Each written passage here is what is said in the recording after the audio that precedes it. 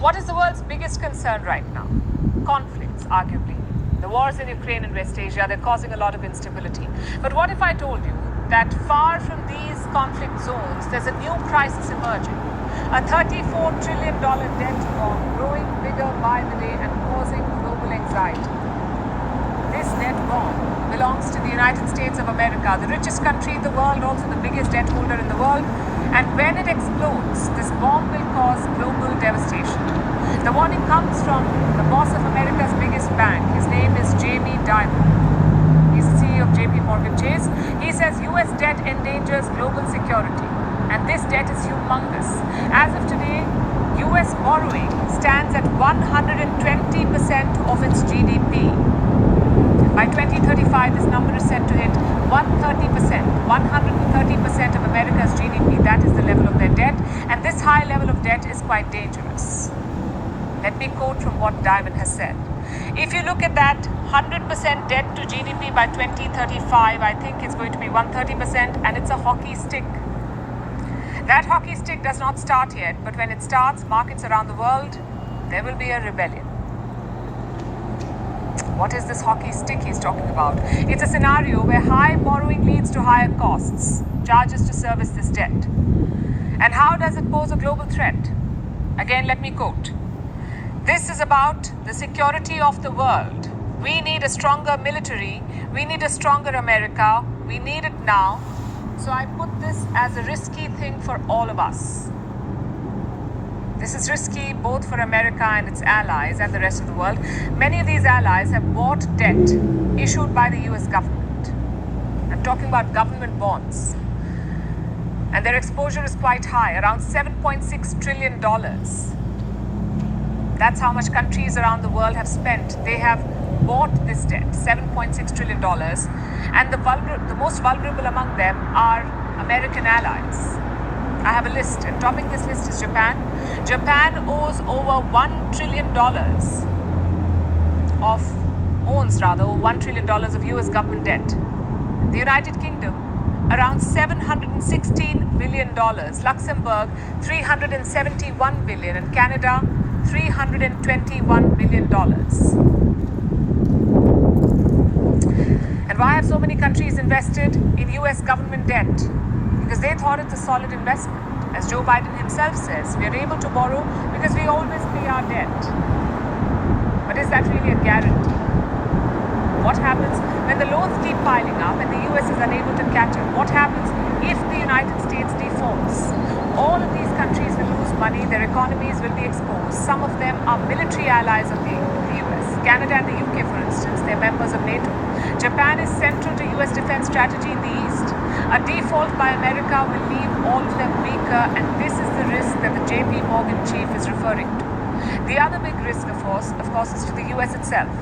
Such high levels of debt will hurt American defenses. Untamed debt could lead to a budget squeeze. The United States is the world's biggest defense spender. In 2022, it spent over $800 billion on defense. In contrast, the national debt surpassed 100% of the country's GDP, which brings us to the obvious question: how did the US end up with so much debt in the first place? Ironically, one key reason is America's many conflicts. The post-9/11 wars. The United States has spent or sanctioned around $8 trillion on its wars. Meaning they've spent $8 trillion on wars in Afghanistan and Iraq, and on strengthening America's global security presence. $8 trillion. These wars were financed almost entirely through debt. Since 2001, these loans have ballooned, and the interest keeps piling up. I have some estimates from 2020. Experts say the US borrowed some $2 trillion for its global war on terror. By 2030, interest on these loans would spike to $2 trillion. So the US will have to pay $2 trillion in principal and another $2 trillion in interest. So $4 trillion in all. And what happens if this interest keeps piling on if they don't pay? By 2050, the interest payment alone would be worth some $6.5 trillion. So America's many wars are burning a hole in the taxpayer's pocket. And yet they haven't tightened their belt.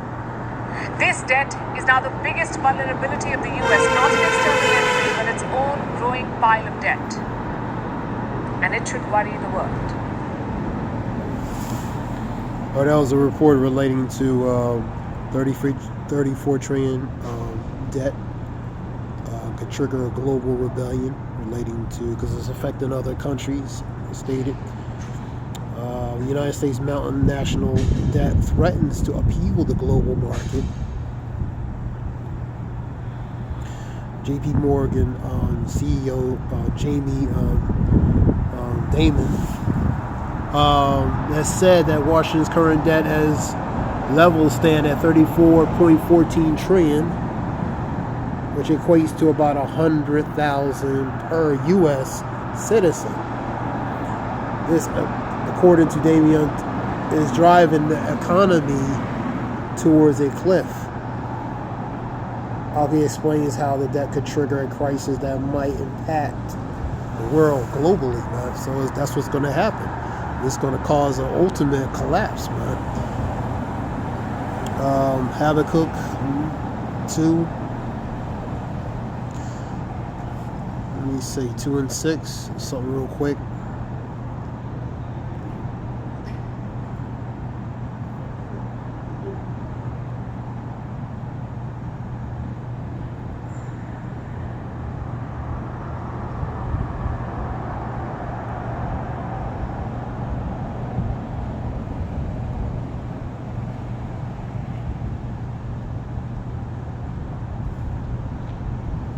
I'll read this one here. 2 and 6. Will not all of them taunt him in ridicule and scorn, saying, "Woe to you," as a warning, who pile up stolen goods, pretty much things that are not yours, and making himself wealthy by extortion. How long must this go on? Will not your creditors suddenly arise? Will they not wake up and make you tremble? Then you will become their prey. So they're going to come after you, man, because they realize, and the scripture talks about the nations are mad, man. You know what I mean? So these nations are mad, man, because they realizing this is full of it, man. Now they're angry, man, because you have plundered many nations. The people who are left will plunder you, for you have shed human blood. That means you shedded innocent blood through violence and different things, man. You have destroyed lands and cities and everyone in them, and through the war, through wars, they have done these things, man. You know what I mean? Through war, WAR, man, war. You know, plunder the cities, destroy the lands, destroy the people in those cities and lands, man. Using unjustly, for example, war, man. Woe to him who build a house by unjustly gain, setting his nest on high to escape the clutches of ruin, man. You have plotted in ruin of many people, shame in your own house and forfeit in your life. The stones of the wall will cry out, man. And the beams of the woodworks will echo it. Woe to you who build a city with bloodshed, using violence and making people through violence do bloodshed, and forcing them to build these cities and establish the towns by injustice, by bloodshed, injustice, making those people, you know, not even compensating those people, forcing those people through hard, rigorous, intensive labor, man. You know what I mean? And even slaying many, you know, relating to that, man. So that's a warning. So the ones who done these things, man, they're gonna pay for it by Yahweh Bashem Yashai, man. Go to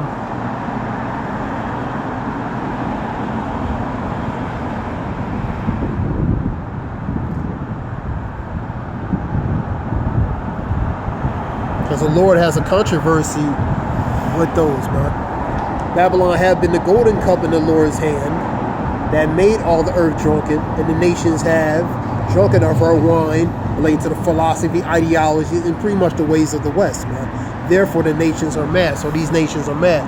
And that financial aspect as well, too, man. Having good faith. Don't worry. Trust me. You can count on me. You know what I mean? Have that good faith relating to, you know, after they got rid of the gold in 71 and all that. You know what I mean? And this petrodollar stuff, man. You know what I mean? Having good faith, trusting in that, man. So these nations are realizing it was a sham. It was a scheme, man. You know what I mean? So these nations are going to be mad, man. Plus, they're going to be mad about other things as well, man. I'm just giving you an example of that.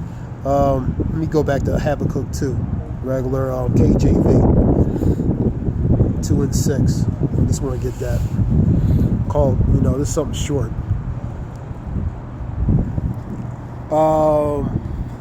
Shall not all these take up a parable against him, man? And a taunting proverb against him. That's pretty much a warning. Woe to him that increased that which is not his, man. You know what I mean? Stolen goods, different things, taking lands, different things that's not his, using certain people, using them, then taking their stuff, man. They calling it their own, man. And to him that laid himself with thick clay. Part of this thick clay is this debt made to look like wealth, but actually this debt is this wealth is actually a form of debt, man. They making it look like it's much riches, but actually is just a thick accumulation of continuous debt, man. You know what I mean? Because really they're broke, man. You know, through quantitative easing, they have the appearance of being rich, man. Excessive quantitative easing, which is going to implode, which is going to increase that bubble. You know what I mean? To eventually it will pop, man, and that's what's going to see. That's what they're afraid of. That's why these establishments, these countries, businesses, they're questioned. There's doubt, man. Fear and doubt relating to the stability of relating to this country, man. You know what I mean? And they see is going to financially, economically, it's going to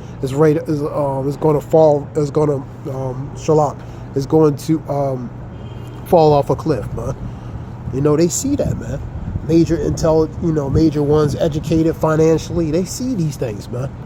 Invested into what? Pretty much a sham, man. You know what I mean? So they see these things, man. And all's going to be affected, man. So this was just a few scriptures relating to that. How the hammer of the earth, relating to the hammer of the earth. Let me get that real quick and call it. The hammer of the earth.